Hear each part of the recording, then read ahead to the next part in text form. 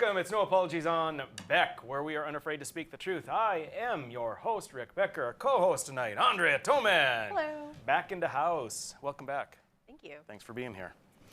All right, so tonight we are, I'm kind of digging the homeschool, what do we call it, homeschool classroom? Oh, yeah. Toman's homeschool classroom. Oh, yeah. I really enjoyed it last time, so we're doing it again tonight. We're not just leaving it for Fridays. I think I would have done well had I gone to the Toman homeschool. You would have enjoyed it. Certainly better than what I did do. You would have had to do a lot more writing, though. I'm good with writing. All right, and we're also going to talk a lot about district reorgs. They are happening left and right. We're coming up to the end of things, and we've got lots on that. We're going to cover 3 segments on grassroots activism in North Dakota, district reorgs, and what the establishments are saying about it. First, we're going to talk about unemployment. Yep. And the Biden unemployment benefits and what's happening in the nation right now. So pull up a graphic here. We have the Chamber of Commerce, and that's the U.S. Chamber of Commerce, calling for an end to the $300 federal unemployment benefits. And the reason for that is, I think it was on Thursday. Yep, Thursday. Thursday, the job reports came out. Mm-hmm. And they were a huge disappointment. And so in response to that, people started talking about, I guess, out loud what many people were thinking, many people that understand economics. This is a disincentive to go to work. Exactly. If you're making as much, nearly as much, and in many cases more, being on unemployment, you're not going to go back to work. And in the face of all of this, the employers right now, all across the nation, are having such a difficult time finding people Indeed. to fill jobs. Or they're having people that were with them unwilling to come back. Yep. And I, being formerly in the restaurant business, in the bar restaurant business, I'm talking to fellow restaurant owners. I mean, we were talking about this 6-7 months ago. We can't get people to come back. We've got jobs for them, but they're not coming back. So just a little bit more on that first article. The Chamber of Commerce, they called an end. They assailed it as an obstacle to economic recovery, which makes sense. You've got the economy ready to go. You've got employers that want to provide services or products, but they don't have employees to make that happen, and therefore it slows down the economy. The Chamber said the disappointing jobs report makes it clear that paying people not to work is dampening what should be a stronger jobs market. So the report that came out on Thursday or Friday showed new or recovered jobs 266,000. And that sounds great, but they're expecting more than 1 million. And that didn't happen. No. And of course, why would you expect so many? Well, it's because the COVID thing, the governors and cities are pulling back the restrictions. Things are opening up all across the nation. Now here in North Dakota, we're not really feeling that because we're open.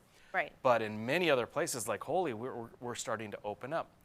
But it's not translating. They're expecting 1 million. They got 25% of that. And so that has been a tremendous eye-opener to many people. Again, why is it shocking? It's Econ 101. There's no doubt about it.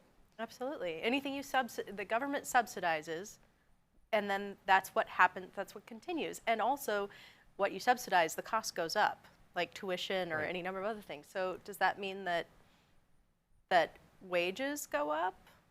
Well, I mean, yes, you almost would have to. does. If you wanted to get people to come back to work, you'd have to just pay them a heck of a lot more. Right. And so, it's in one of we've got about 4 articles we're bringing up Oh, here. yeah. But in one of the articles, it actually talks about how people are going to have to raise wages. And it makes me think, are they thinking this through? Are they playing chess? Yeah. And I'm thinking they're playing checkers, where to get people to come back, you have to exceed their newly exceeded unemployment benefits, so you have to increase the wage. So you're competing as an employer, you're competing with government benefits to try and get people, and then of course wages rise. So the whole Absolutely. concern about minimum $15 living wage Well, we didn't have to worry about passing it. Right. We caused it by giving people free money to not work. Exactly. It's phenomenal, yeah. So you bring up a very good point. So this whole thing is right now based on an extra $300 per week, and that is scheduled to last all the way through September. And it's been ongoing since a year ago, March. So we're talking a year and a half of paying people not to work. And that is the brilliance of government at work. So pull up the next graphic, if you would, please. And here, Montana. Now, here's the thing. I'm impressed with Montana. They jumped out in front and opted to end that $300 unemployment boost. It says other states may as well. And in fact, South Dakota had previously, as well as Idaho, previously foregone other benefits. Yep. Because they recognized being, I'm going to say conservatives, but I mean really understanding the economy. Like I say, Econ 101, understanding what incentivizes or disincentivizes people. And they're like, we're not going to take part in this. And it's phenomenal to me, but kudos to South Dakota. Now, kudos to Montana. And Andre, you saved me because I would have made a fool of myself because I'm like, where the hell is Governor Burgum? I knew you were going to ask that. I know, because he should be the leader on this. But he came out just this evening, 5:30. right? Just this afternoon. Just this afternoon, he came out and also said that we're going to end the $300 unemployment add-on in North Dakota. So it goes through June 19th now. Okay. But they have to have that 30 days before they can cut it off, and then they'll be cutting it off. 30-day notice. I mean, I'm happy. Yes. Good job. You're going to hear this out of my lips. Good job, Governor Burgum. Whoa. Somebody make a clip of that. I want to say stuff, but I'm just going to leave it at that because I just want to freak people out. So yes, it's fantastic. It's interesting because in this article with the Montana opting from CNBC, they're saying some people are fearing that similar measures are going to take place in other states before the labor market recovers, which blows my mind. They're worried that the states are going to undo the damage that the federal government is doing, preventing the labor market from recovering. They're worried that doing that is going to prevent the labor market from recovering. So they don't want us to do the thing that would fix it. Right. Before it gets fixed on its own? I guess so. I mean, we could just wait a really long time for something that might not happen. Right. Now, before of course, fixing it, or we could just fix it. The thing that they want is, this shows that what they had intended, what they had planned, it didn't work and actually backfired. So that's what they don't want to happen is, no, don't do this because it's so obviously going to work. And I think that's the reason. Now, Montana is giving a $1,200 check to people to go back to work.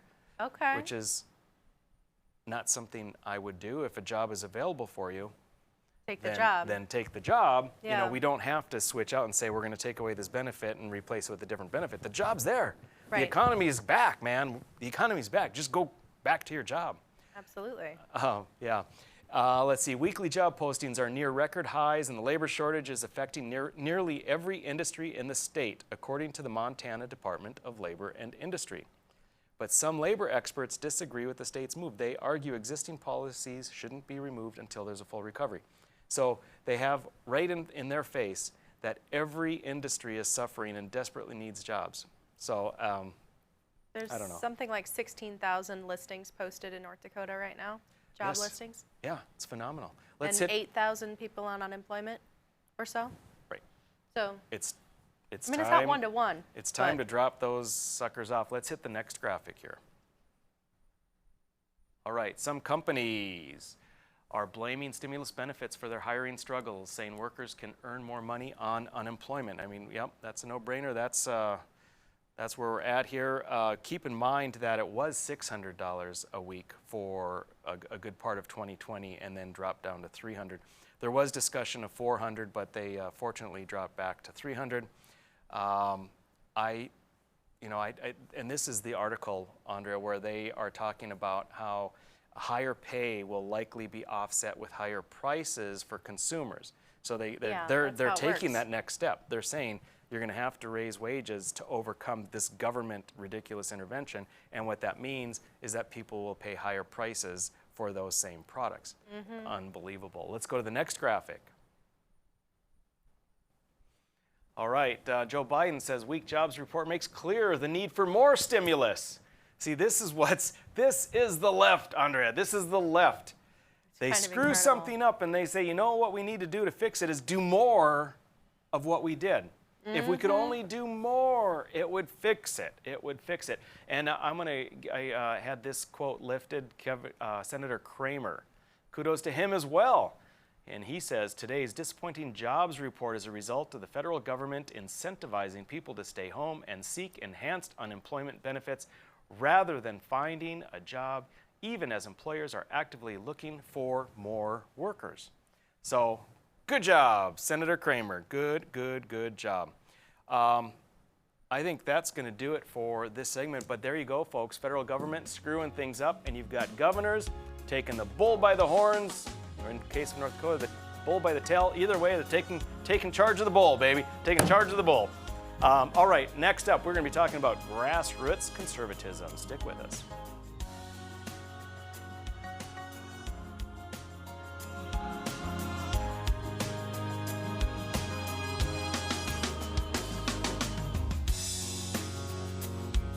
When you can't find answers to your recurring health challenges, it can feel like your health and your future are being held hostage. The Wellness Way is a network of health restoration clinics that think and act differently to solve the health challenges others can't. Here, we disrupt the standard approach to care through a combination of testing, individual plans, and one-on-one guidance, putting your health and your future where they belong, in your own hands. 40 years ago, Aero Service Team started with one truck and lots of hard work. Times may have changed, but the hard work that we put in to get your lives back in order after fire, water, and disaster hasn't. Over the years, we've seen so many families lose their belongings due to water and fire damage. Restoring homes back to the original state has made every hour of hard work well worth it. Thank you for trusting our family with yours. When disaster strikes, you only have to make one call. Aero Service Team does it all.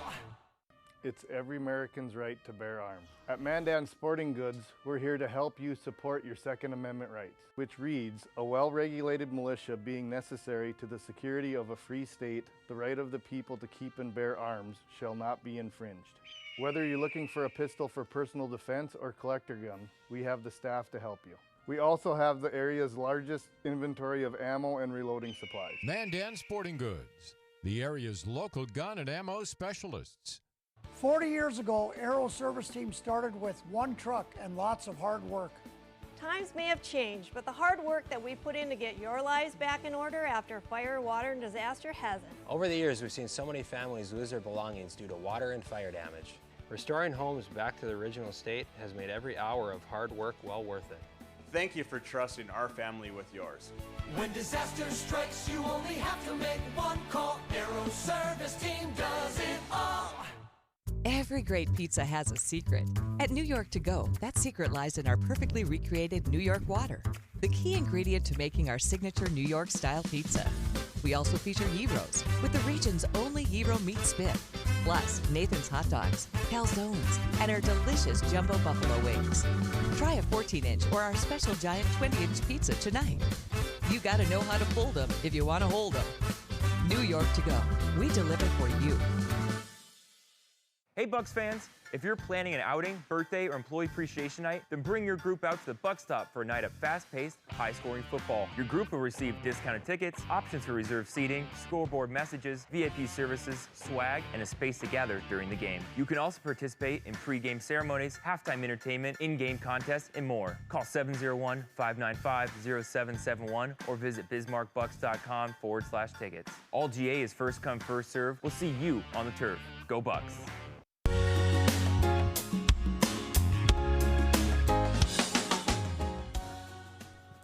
All right, we're back. No apologies on Beck. And we are going to talk about something that's happening in North Dakota, ongoing now for several weeks, really, and Yep. ending this week.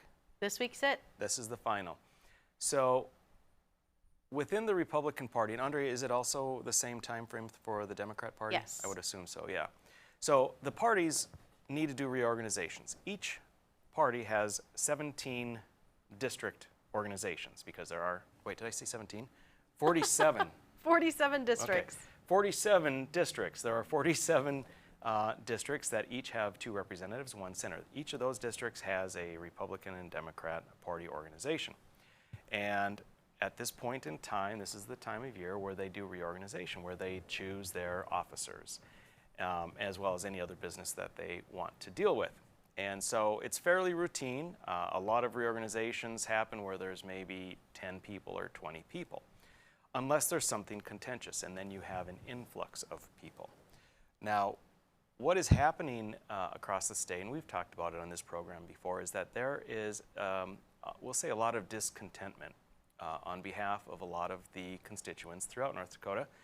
And we'll call that grassroots conservatism, that they are concerned about a lot of things. One, their legislators not being conservative, at least in their opinion. Another is the expulsion of Luke Simons, that was not conducted properly.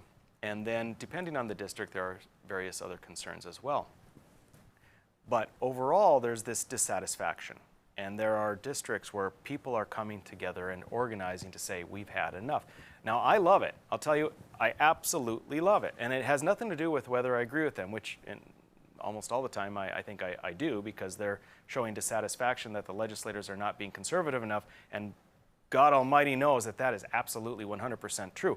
However, the reason I'm saying I like it is because what I always say is, if you're not satisfied, you need to do something. You need to take action. You can't just sit on a couch and complain. Exactly. And so whether I agree with the folks or not, they're taking action. And Yes. it's a beautiful, beautiful thing to have our community in North Dakota, our society, have such involvement. So I think it's wonderful. Even if I disagreed with them, I'd still think it's wonderful. It so happens I do agree with them. Now, we are working in a little bit of a odd situation where there are pundits, political pundits, news people, and establishment people that all say this is the Bastiats. Yep. And it's the weirdest damn thing, Andrea. I think today it finally clicked for me. These people, the fake news and the establishment, what we'll call moderate Republicans, it's amazing to me how everything is about Bastiats, and they don't understand even what Bastiats is. What I came to realize today is anything that challenges them, anything that puts out, look, there actually is a definition of conservatism. Anything that pushes back, Bastiat. Yeah. And it has a bad guy or bad people as leaders, and these other folks are just blindly leading. They don't actually have an awareness of what's happening. And then these establishment people or the moderate Republicans or the fake news can say, oh yeah, these crazy Bastiats. This isn't real. Nothing to see here. It's just some crazy activists acting up and causing problems in the party. You know that grassroots activism is near and dear to my heart. Yes. Especially within the party structure. That's kind of home for me, where within politics, if I found myself behind a legislator's desk, I'd feel very much that I was in the wrong place. But party politics is home for me. So this whole idea of it being the Bastiats or Jared Hendricks, or even trying to pin it on you, which is really, frankly, just hilarious. To me, I think it's a cop-out on all of these reporters' part, because then they don't have to do nearly as much work. Because in every one of these districts that I've seen, it really is grassroots. They may look for guidance from people. They may look for help for, like, what is this thing? How does it work? What am I expected to do? But in reality, they're the ones driving the conversation. They're the ones who have a mission that they want to accomplish something. And so they are, each of them, organizing in their own districts themselves with plans to figure out how they can be effective. Yes. So they aren't at anyone's behest they're not doing anything at anyone's behest. If they're doing anything at all, it's asking for help. And they've gone to the state party, they've asked for the bylaws. Well, you can't get it for the state party because the state party doesn't want them to have the bylaws. Well, then who do they ask? The guy who has the bylaws.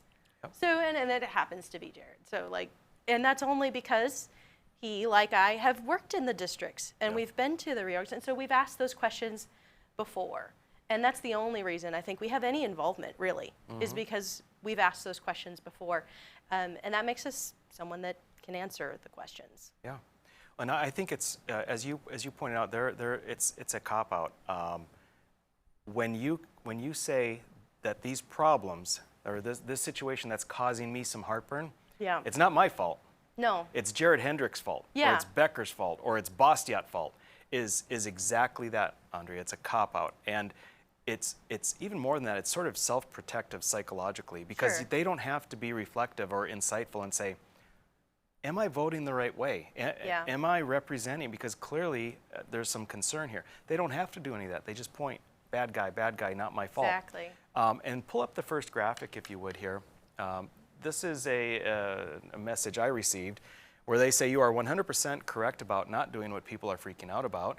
You are not alone, and there are plenty of us that support you. Now, this again is to me. And I'll be damned if I'm going to let you or any other conservative legislator get credit for our grassroots effort we have going. It's the North Dakota First movement, and we won't stop until we get our state back. I'm in District 8, and we took it completely over Monday night, and we did it in a very professional and respectful manner. We replaced 17 of the 18 seats on the committee. Numbers 100% matter.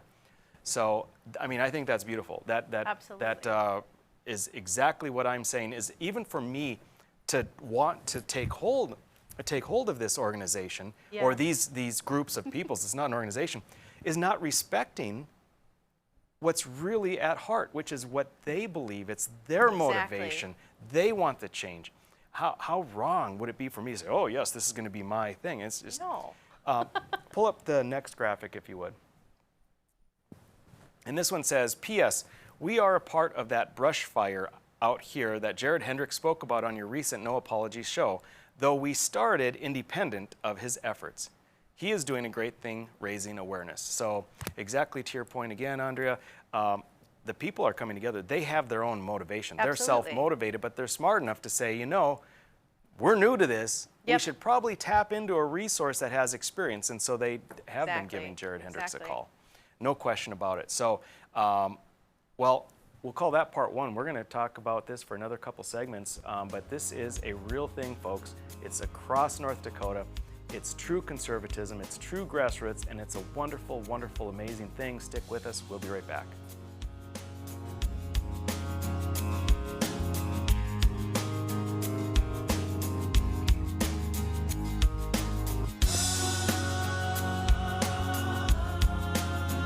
When you can't find answers to your recurring health challenges, it can feel like your health and your future are being held hostage. The Wellness Way is a network of health restoration clinics that think and act differently to solve the health challenges others can't.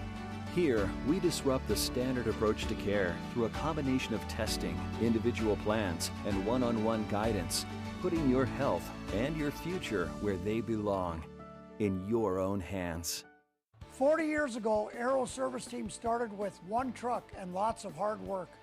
Times may have changed, but the hard work that we put in to get your lives back in order after fire, water, and disaster hasn't. Over the years, we've seen so many families lose their belongings due to water and fire damage. Restoring homes back to the original state has made every hour of hard work well worth it. Thank you for trusting our family with yours. When disaster strikes, you only have to make one call. Aero Service Team does it all. Prairie Patriot Firearms and Training is the region's most complete gun and training center. 5-lane indoor range, a gun shop, and a certified training facility. Firearms training courses are offered daily for new, intermediate, and advanced shooters. If you're not comfortable in a classroom setting, Prairie Patriot offers one-on-one private lessons, from basic self-defense training to concealed weapons testing, along with a full line of guns, ammunition, holsters, and concealment clothing. Prairie Patriot, 3930 Memorial Highway, prairiepatriot.com. 40 years ago, Aero Service Team started with one truck and lots of hard work. Times may have changed, but the hard work that we put in to get your lives back in order after fire, water, and disaster hasn't. Over the years, we've seen so many families lose their belongings due to water and fire damage. Restoring homes back to the original state has made every hour of hard work well worth it. Thank you for trusting our family with yours. When disaster strikes, you only have to make one call. Arrow Service Team does it all. Every great pizza has a secret. At New York To Go, that secret lies in our perfectly recreated New York water, the key ingredient to making our signature New York style pizza. We also feature gyros with the region's only gyro meat spit, plus Nathan's hot dogs, calzones, and our delicious jumbo buffalo wings. Try a 14-inch or our special giant 20-inch pizza tonight. You gotta know how to fold them if you want to hold them. New York To Go, we deliver for you. It's every American's right to bear arms. At Mandan Sporting Goods, we're here to help you support your Second Amendment rights, which reads, a well-regulated militia being necessary to the security of a free state, the right of the people to keep and bear arms shall not be infringed. Whether you're looking for a pistol for personal defense or collector gun, we have the staff to help you. We also have the area's largest inventory of ammo and reloading supplies. Mandan Sporting Goods, the area's local gun and ammo specialists.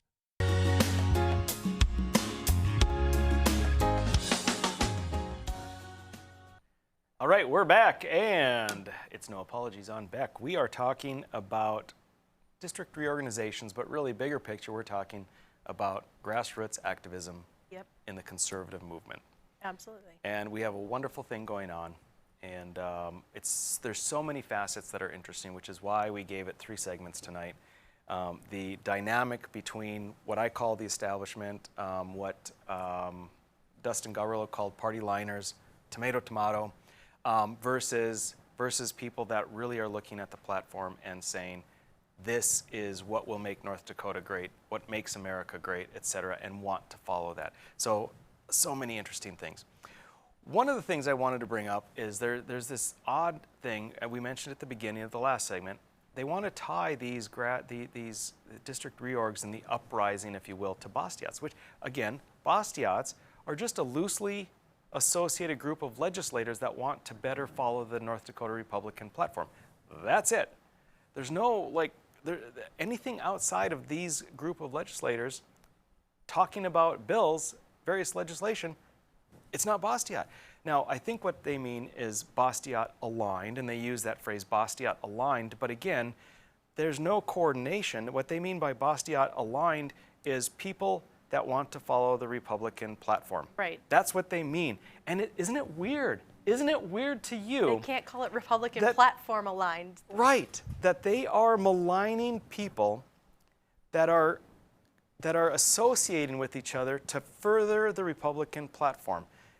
If you are a Republican, why are you maligning that group of people? It's so odd. So pull up the first graphic. So I rarely and only very hesitantly bring up Rob Port. You know, he used to be so good.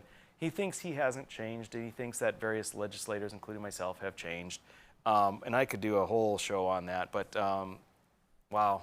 So anyway, what he says and what he has been doing for many columns is try and demean and cause problems with this whole Bastiat caucus. So he says activists aligned with the Bastiat caucus in the legislature have been trying to take over district leadership positions and then use those positions to censure Republican lawmakers who voted against Bastiat-backed bills and to expel Bastiat lawmaker Luke Simons. They also want to use that control to choose Bastiat-aligned leadership for the NDGOP. So it's very interesting. I think that is very explanatory into the mindset of the party-aligned people, the establishment people, because you could replace the Bastiat-aligned with party platform-aligned. Right. That's all you need to do. They want to. So let's do that. They want to use that control to choose party platform-aligned leadership for the NDGOP. Yes, in that case, case, you're right, Rob. You're 100% right. You hit it. Out of the park. We're good to go. But no, they can't do that. And we've got even John Nelson.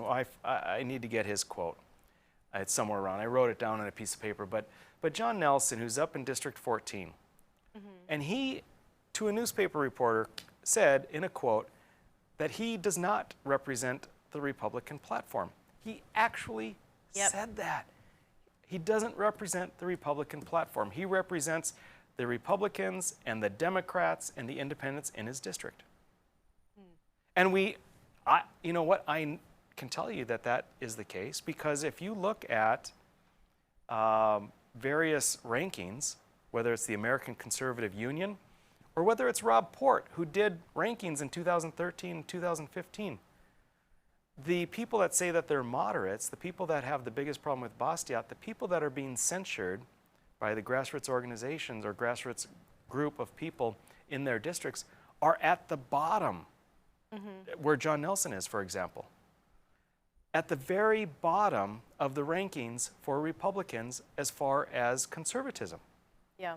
If you look at ACU, American Conservative Union, after the end of the 2019 session, they haven't done 2021 yet, number 1 was Luke Simons, most conservative. Number 2 was me. Number 3 was Scott Lauser. And if you look at each of the ACU ratings over the years, if you look at even Rob Port's ratings, 90% or greater of the top 10 to 20 most conservative legislators are Bastiat people. So Amazing.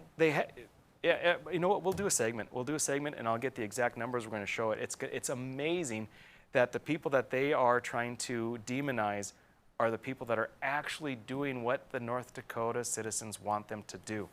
It's phenomenal. There's a question you attempted to answer on this show maybe a few different times, which has to do with the responsibility of a legislator. Is it to represent the people of their district or the loudest voice, or is it to represent their true beliefs and where they are foundationally? And I would argue that it is that they were elected to represent based on their beliefs, and therefore they should vote aligned with their beliefs, even if they get it wrong. Because then, if I'm a constituent and I believe the same as you, we can use our shared foundational beliefs to come to an agreement, and I can convince you to change your mind. Yes. But if it turns out that my foundational beliefs and your foundational beliefs are not aligned, then it's my job to unelect you. Yes. And to vote against you, get you out of office, replace you with somebody who is aligned with my foundational beliefs. That's what these people are trying to do. Exactly right. Because what other course do they have to take? And I mean, I guess they could just wait for the election, but to express their displeasure with their elected officials gives those elected officials, if they're not up for election yet, the opportunity to redeem themselves. Yeah. But you're right, and it's kind of a weird thing, Andrea, because I know that sometimes the people will get up and say, you need to listen to your constituents. Right. And we're saying the opposite, which is you need to not listen to your constituents, you need to represent what you said you believed in. Yes. But it's a little bit of a nuance, because in the strongest sense, I agree when the people stand up and say, you need to listen to us. That's at the time of being elected. That's at the time of being endorsed. That's at the time of campaigning.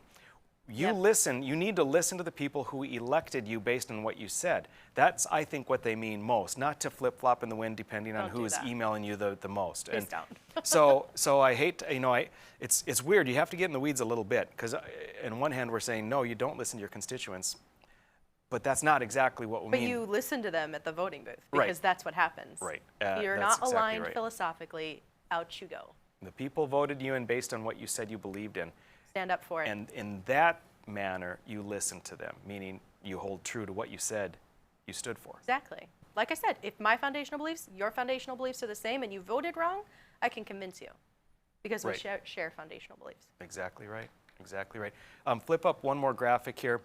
This is another article, and this is, I think, Jay Lundeen, and I think he was just elected as the chair in District 5. Can you confirm that, Andre? Do you know? I think that's the case. So he's part of the grassroots movement, elected to district chair in District 5, I believe, and he said, our movement is about everyday people having a voice.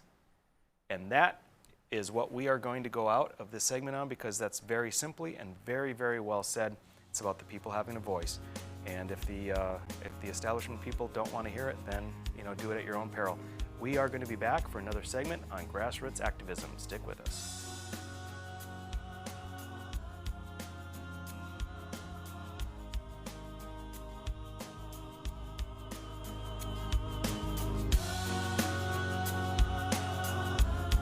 We're the ladies of Another View, bringing you a fresh view on local issues. And different perspectives you won't get on the mainstream media. Watch us weekday afternoons at 4:30 Central Time on Beck News and at beck.news.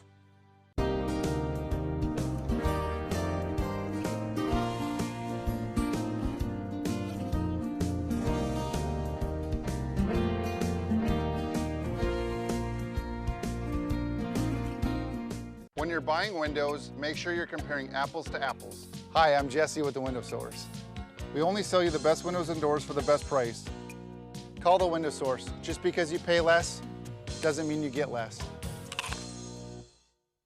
If you don't know what's going on in education in this country, then you don't know what's going to happen in the future of this country. And it's important. I'm Dr. Duke. And I'm Katie. Watch the Dr. Duke Show weekdays at 4 p.m. Central Time on Beck TV. Every great pizza has a secret. At New York To Go, that secret lies in our perfectly recreated New York water, the key ingredient to making our signature New York style pizza. We also feature gyros with the region's only gyro meat spit, plus Nathan's hot dogs, calzones, and our delicious jumbo buffalo wings. Try a 14-inch or our special giant 20-inch pizza tonight. You gotta know how to fold them if you want to hold them. New York To Go, we deliver for you.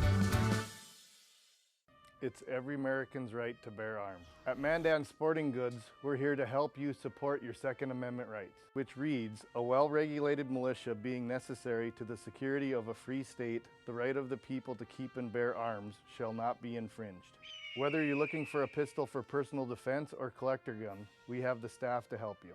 We also have the area's largest inventory of ammo and reloading supplies. Mandan Sporting Goods, the area's local gun and ammo specialists. Hello, I'm Mike Lindell, inventor of MyPillow. Thanks to your support, you've helped make MyPillow become one of the fastest growing companies in America. Over the last 12 years, you've helped MyPillow create thousands of jobs right here in the USA. When I got MyPillow, I'm asleep almost immediately. I stay asleep at night and I wake up more well-rested in the morning. That's why I invented MyPillow. My patented fill adjusts to your exact individual needs and helps keep your neck supported and aligned. I'm interrupting this commercial right now. Retailers have canceled MyPillow, and to thank you for your support, I'm gonna pass the savings directly on to you. Go to MyPillow.com right now to get deep discounts on all MyPillow products. For example, you can get my premium MyPillows, regularly $69.98, now just $29.98, the lowest price ever. For the best night's sleep in the whole wide world, visit mypillow.com.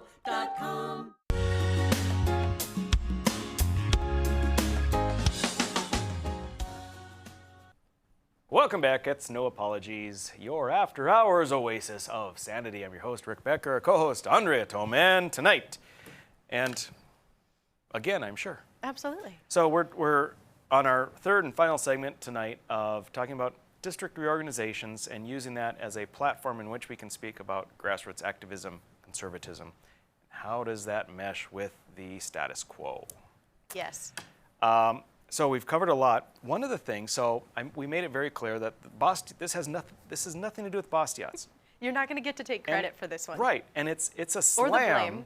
It's a slam. It's disregarding the people and what they believe and what they feel. It's complete disregard to say it's just a few legislators or people like Jared Hendricks. Complete disregard. But that's the issue. Mm-hmm. These people have felt disregarded for so long, they're fed up and they're done. So, ironically, we had District 7. Oh, we got to talk a little bit about District 5 too. District 5. Yes. So District 7 is my district. And I went there and I did learn that there was going to be the same kind of movement and grassroots thing. And so I was so intrigued and interested to watch and see what would happen. Mm-hmm. And it didn't pan out. They used the rules to their advantage, which of course they do, or you do, or whatever. I mean, that's what you do. That's what you do. That's what you do.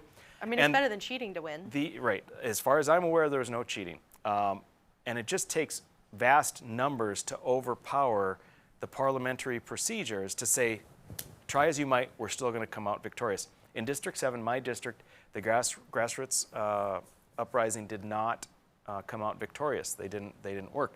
And they're very, very mad. Pull up this next graphic. So here's one of the things. They were inexperienced. They had never, Right. not all of them. Some of them had been to reorgs before, but some of them hadn't been to a reorg before. And so they were looking for somebody in 7 who could guide them through it and act as their parliamentarian, because the chairperson gets to appoint a parliamentarian.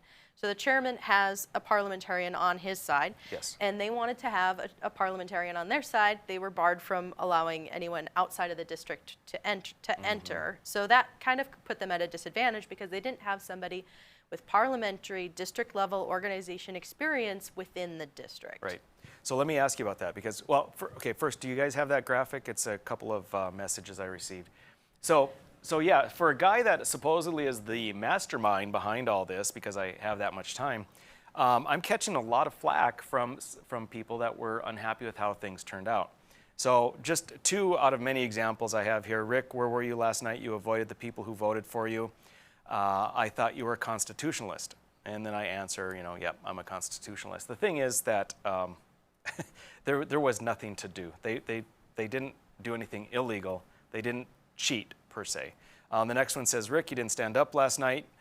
Put a stop to this BS, really starting to question you, mister.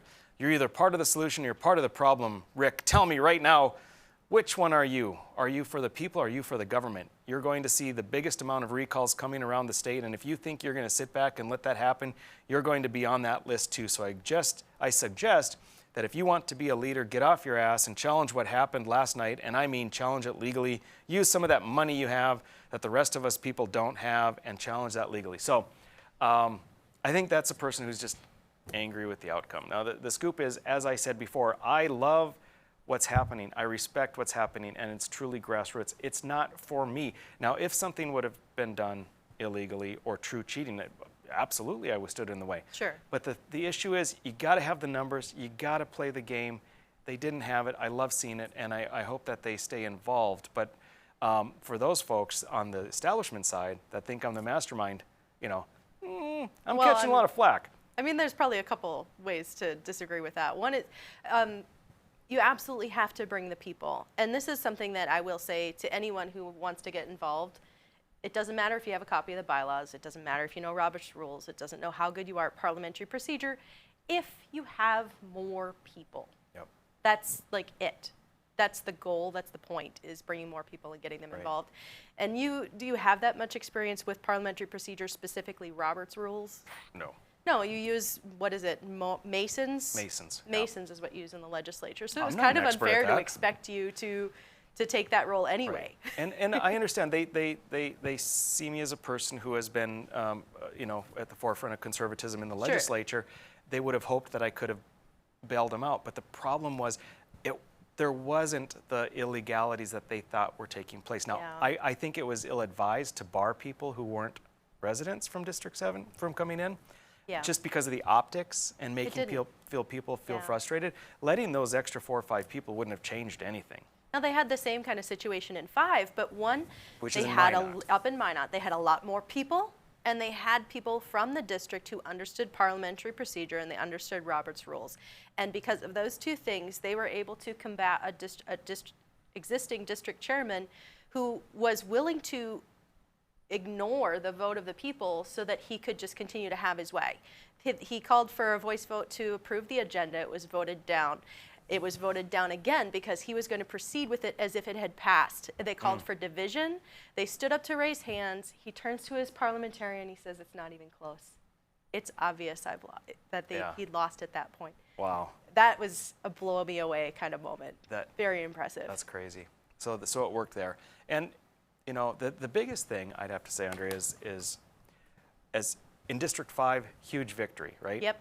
District 7, very disappointing outcome. Yep. But the key is not just what happened in this moment. The key is to that enough people to make a difference were activated and energized, and they can't just come in and then be frustrated and leave.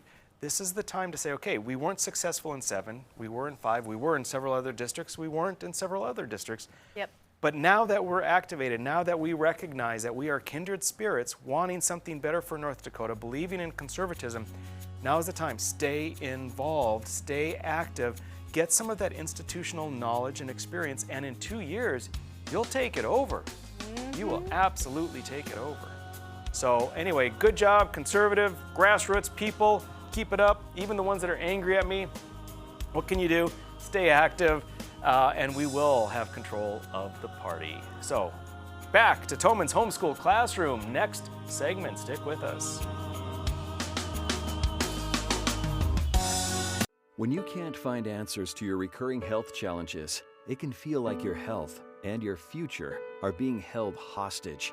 The Wellness Way is a network of health restoration clinics that think and act differently to solve the health challenges others can't. Here, we disrupt the standard approach to care through a combination of testing, individual plans, and one-on-one guidance, putting your health and your future where they belong, in your own hands. 40 years ago, Aero Service Team started with one truck and lots of hard work. Times may have changed, but the hard work that we put in to get your lives back in order after fire, water, and disaster hasn't. Over the years, we've seen so many families lose their belongings due to water and fire damage. Restoring homes back to the original state has made every hour of hard work well worth it. Thank you for trusting our family with yours. When disaster strikes, you only have to make one call. Aero Service Team does it all. Spas, etc. You've come to know and trust us for over 18 years with the largest selection and showroom in Western North Dakota for our beautiful Sundance spas. Plus, you can pick out your next home experience with our selection of pool tables, shuffleboards, and fun accessories. Spas, etc. Your relaxation destination on Main and Bismarck. 40 years ago, Aero Service Team started with one truck and lots of hard work. Times may have changed, but the hard work that we put in to get your lives back in order after fire, water, and disaster hasn't. Over the years, we've seen so many families lose their belongings due to water and fire damage. Restoring homes back to the original state has made every hour of hard work well worth it. Thank you for trusting our family with yours. When disaster strikes, you only have to make one call. Aero Service Team does it all. Every great pizza has a secret. At New York To Go, that secret lies in our perfectly recreated New York water, the key ingredient to making our signature New York style pizza. We also feature gyros with the region's only gyro meat spit, plus Nathan's hot dogs, calzones, and our delicious jumbo buffalo wings. Try a 14-inch or our special giant 20-inch pizza tonight. You gotta know how to fold them if you want to hold them. New York To Go, we deliver for you. It's every American's right to bear arms. At Mandan Sporting Goods, we're here to help you support your Second Amendment rights, which reads, a well-regulated militia being necessary to the security of a free state, the right of the people to keep and bear arms shall not be infringed. Whether you're looking for a pistol for personal defense or collector gun, we have the staff to help you. We also have the area's largest inventory of ammo and reloading supplies. Mandan Sporting Goods, the area's local gun and ammo specialists.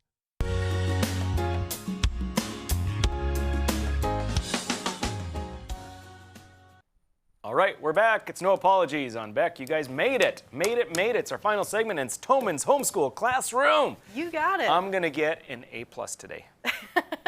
Look at that. Maybe. He's ready. He wants to engage. He wants to hear what's up. I'm ready. I'm so ready. All right.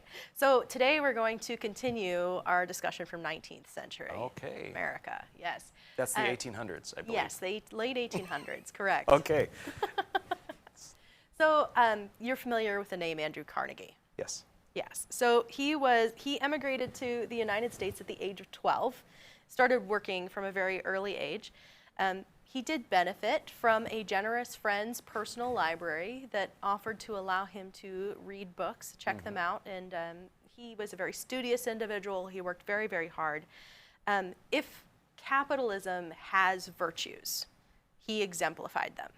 Okay. Honesty, fairness, civility, compassion, and heroism. He built his fortune on hard work, showed up, did what he needed to do, and achieved a great many things. He learned how to manufacture steel. He came across a method that was more effective, more efficient than what was being used at that time, and so he started his own steel manufacturing industry, so Carnegie Steel. And then he supplied steel to a growing industrializing nation throughout a period of very rapid growth, and is known as one of the richest people in world history. Today's dollars, it would be $300 to $310 billion, which you can compare that So to like double Bill Gates or something like that? Bill Gates is 133 billion, or recent estimates.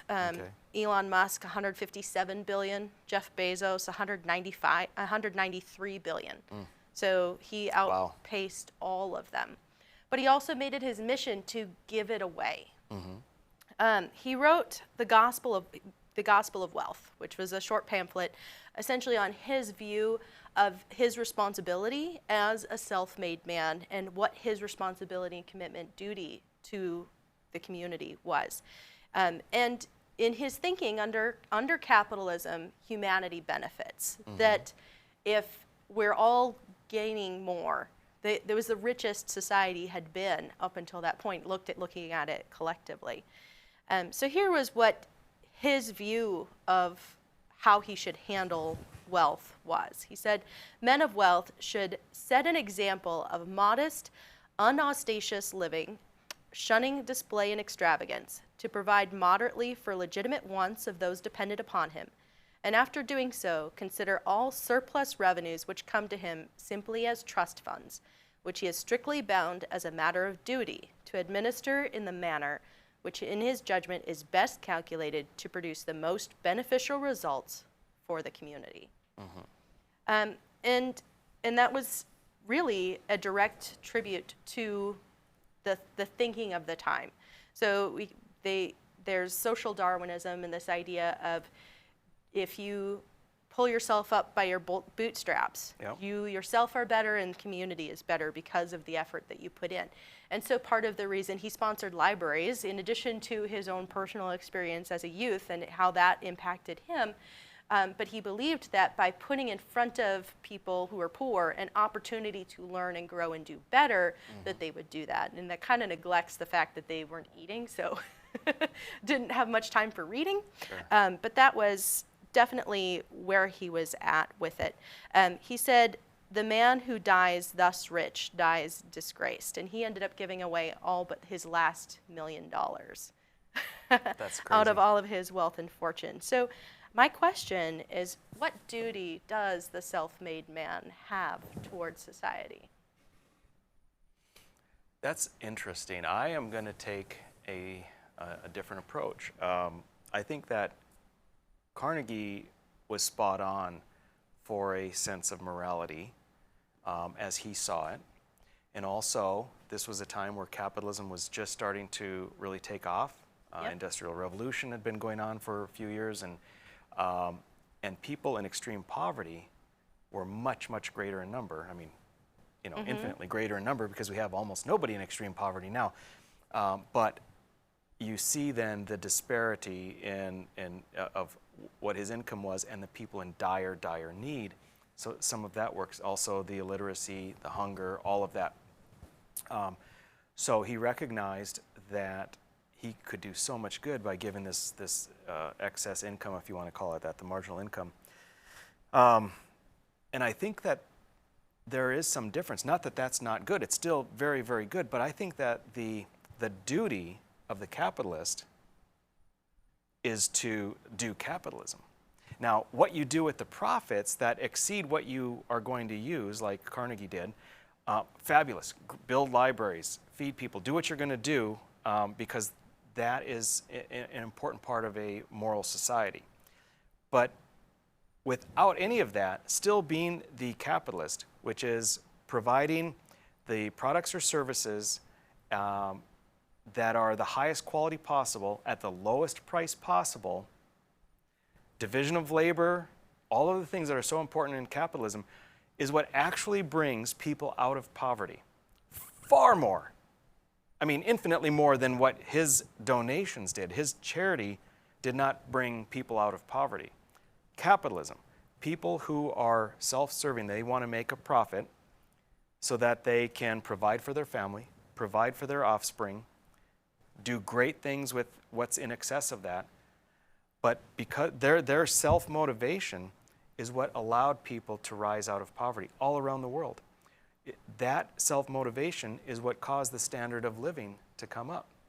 So that what was prior to Carnegie's time, the types of goods and services that were only available to the super rich, not long after Carnegie's time, were readily available to all people at a reasonable price. So I don't think the capitalist has any more duty than to simply try to maximize his profit. Now, how crazy does that sound? But that is actually what helps society. The other thing is we can go down a path where at the time of Carnegie, there was very little in the way of government programs. True. And now we have government confiscating a greater portion of people's income to provide services that previous to that were being provided by those making more money. And it would have been done, it was at that time done much more efficiently than government's doing it. So it's a fabulous question you have, but I'm just gonna, it's gonna probably make some people raise an eyebrow, but no more duty than simply trying to do what capitalism does, which is make a profit by providing goods and services that are better and cheaper, because then that helps everyone. So would you agree with the characterization of Andrew Carnegie as a captain of industry or as a robber baron? Wow.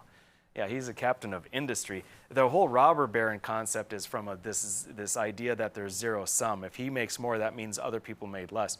It is people like Carnegie that contributed to the societal wealth that caused in generations, a multitude of people, far more. The value of those people coming out of poverty is far more than the 400 billion in today's dollars that he had. So robber baron is a term that people that don't understand economics, that don't understand the morality and the goodness of capitalism would apply. So absolutely a captain of industry, not a robber of anything. Love it. Okay. Good question once again, Ms. Toman. All right, folks, we'll be back tomorrow night with a potpourri, a veritable cornucopia of interesting factoids. Stick with us. We'll see you tomorrow night.